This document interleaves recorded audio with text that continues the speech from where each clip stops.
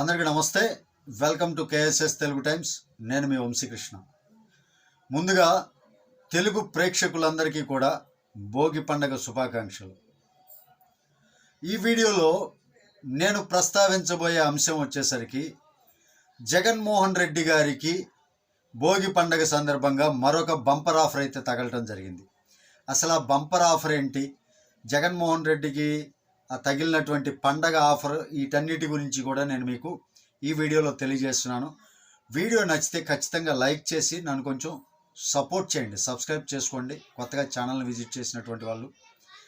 Why not 175 slogan తోటి అధికార గర్వంతో విర్రవీగే జగన్మోహన్ రెడ్డి గారికి వరుసగా ఈ మధ్యకాలంలో తగులుతున్నటువంటి దెబ్బలు, అంటే పార్టీని వీడిపోతూ తమ యొక్క అసంతృప్తిని తెలియజేస్తూ అటు ఎంపీలు కావచ్చు, ఎమ్మెల్యేలు కావచ్చు, నియోజకవర్గంలో ఉండేటటువంటి మెయిన్ లీడర్స్ కావచ్చు, వీళ్ళందరూ కూడా పార్టీ మీద ఉన్నటువంటి అసంతృప్తితో పార్టీని విడనాడి పక్క పార్టీలకి జంప్ అవ్వటం మీరు ఈ మధ్యకాలంలో చూస్తూనే ఉన్నారు.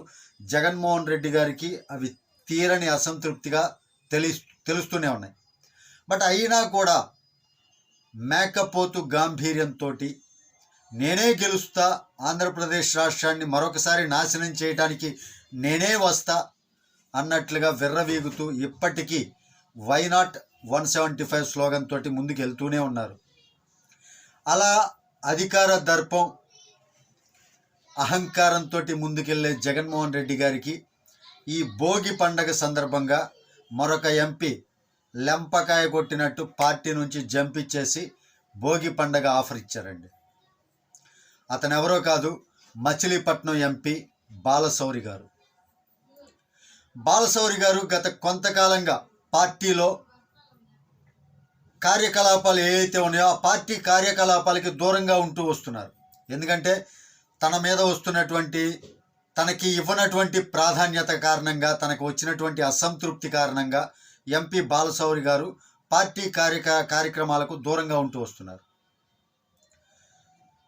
ఇది ప్రతి ఒక్కరికి తెలిసిందే. తను అంత చురుగ్గా పనిచేస్తున్నా కానీ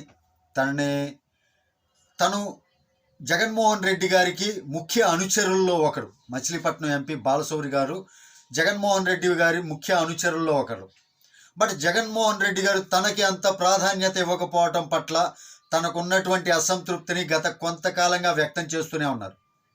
కాగా నిన్న తన యొక్క రాజీనామా లేఖని జగన్మోహన్ రెడ్డి గారికి పంపించడం జరిగింది. దానికి సందర్భంగా దానికి విశ్లేషిస్తూ ట్విట్టర్లో కూడా ఆయన పోస్టింగ్ చేయడం జరిగింది. తను నెక్స్ట్ తీసుకోబోయే చర్యలు ఏంటి అనేది కూడా, అంటే ఏ పార్టీలో చేరబోతున్నారు అనేది కూడా ఆ ట్విట్టర్ వేదికగా ఆయన ప్రస్తావించడం జరిగింది. దానికి సంబంధించినవి కూడా మనం మాట్లాడుకుందాం ఈ వీడియోలో. ముందుగా ఆయన్ని దూరంగా పెట్టడం ఒక సందర్భం అయితే, ఒక అసంతృప్తి అయితే, మచిలీపట్నం ఎమ్మెల్యే పేర్ని నాని, అదేవిధంగా పెడన ఎమ్మెల్యే జోగి రమేష్, వీళ్ళిద్దరి మధ్య ఉన్నటువంటి వివాదాలు కూడా ఈ యొక్క అసంతృప్తికి కారణమని కొన్ని వర్గాలు చెప్తూ ఉన్నాయి. బట్ అది నిజమైతే కాదు. పార్టీ ఎక్కడా కూడా గెలవదు. ఇక వైఎస్ఆర్సీపీకి, జగన్మోహన్ రెడ్డికి ఎలక్షన్లో మనుగడ లేదు అని అర్థం చేసుకున్నటువంటి చాలామంది ఎంపీలు పార్టీని విడనాడుతూనే ఉన్నారు. కొంతమంది అధికారంలో ఉన్నాం కదా అని పక్క పార్టీలని తిట్టినటువంటి వ్యధవలైతే ఇంత మట్టికి బయటికి రావట్లేదు. కానీ ఇంకా ఈ యొక్క మేకపోతు గాంభీర్యం చూపిస్తూనే ఉన్నారు. కానీ మిగిలిన వారంతా కూడా పార్టీ మారడానికి సిద్ధమైపోతూ వెళ్ళిపోతూనే ఉన్నారు.